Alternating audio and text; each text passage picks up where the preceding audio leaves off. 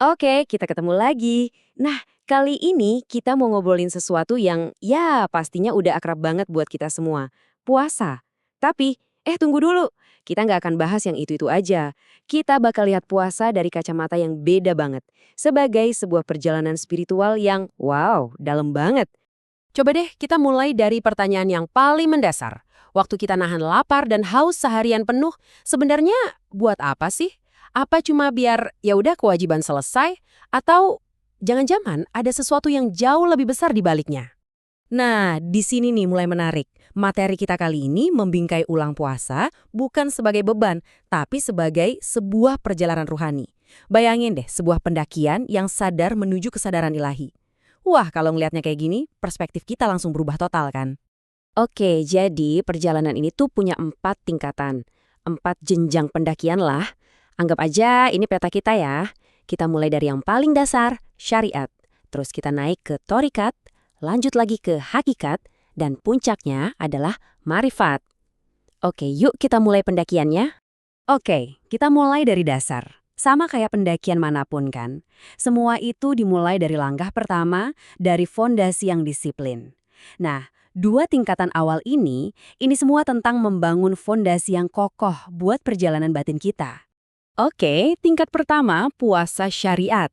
Nah, ini tingkatan yang kita semua paling kenal lah ya. Aturan-aturannya, apa yang boleh dan nggak boleh. Intinya, ini soal kewajiban fisik. Nggak makan, nggak minum dari fajar sampai senja. Fokus utamanya ya ketaatan. Kita menjalankan perintah Tuhan. Ini titik startnya. Nah, kalau di level ini, gimana rasanya lapar dan haus? Seringnya, ya kerasa kayak beban fisik aja. Sesuatu yang harus kita pikul, kita tahan sambil ngeliatin jam nunggu maghrib. Hati kita tuh belum sepenuhnya terkoneksi sama maknanya. Nah, sekarang kita naik tingkat. Puasa torikat. Di sini nih, permainannya mulai berubah. Udah bukan cuma soal perut kosong lagi, tapi soal batin. Puasanya mata, puasanya lisan, puasanya pikiran, dari semua hal yang nggak baik. Jadi fokusnya beralih dari fisik ke penyucian jiwa. Dan di sini, rasa lapar dan haus tadi itu maknanya berubah total. Yang tadinya cuma beban, sekarang jadi semacam pengingat spiritual. Tiap kali perut bunyi, hati kita bilang, oh ya, aku ini lemah, aku butuh Tuhan. Tiba-tiba, pengalaman fisik yang sama jadi punya arti yang jauh lebih dalam. Jadi kalau kita bandingin, perbedaannya jelas banget. Di tingkat syariat, fokusnya ke tubuh. Aksinya ya mematuhi aturan dari luar, tujuannya menunaikan kewajiban. Tapi begitu masuk torikat, fokusnya pindah ke jiwa. Aksinya menyucikan batin, dan tujuannya mendekatkan diri kepada Tuhan. Nah, inilah fondasi yang kita bangun. Oke, sekarang kita masuk ke bagian pendakian yang lebih curam, lebih transformatif. Kalau di 2 tingkat pertama kita sibuk melakukan sesuatu, menjaga ini itu, sekarang kita masuk ke fase melepaskan ego. Di tingkat hakikat, yang puasa itu hati kita. Fokusnya bukan lagi ngontrol diri, tapi menyerahkan diri. Bener-bener nahan hati dari apapun selain Tuhan. Keinginan pribadi, ambisi, ego, rasa aku yang besar itu, semua mulai dilepaskan. Rasanya gimana? Yaitu, diri kita jadi terasa kosong. Tapi ini bukan kosong yang hampa ya, ini kosong dari semua keterikatan duniawi.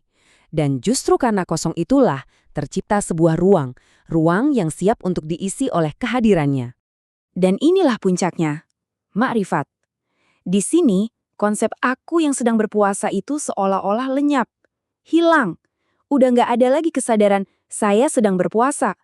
Yang tersisa hanyalah penyaksian murni akan Tuhan. Cuma itu. Terus gimana dengan rasa lapar dan haus? Di puncak pendakian ini, semua itu jadi nggak penting lagi. Semuanya seakan lebur, larut ke dalam kehadiran Tuhan yang maha meliputi. Kesadaran kita udah bertransformasi total. Oke, jadi setelah kita mendaki ke 4 tingkatan tadi, apa yang kita saksikan? Seperti apa sih pemandangan dari puncak tertinggi ini?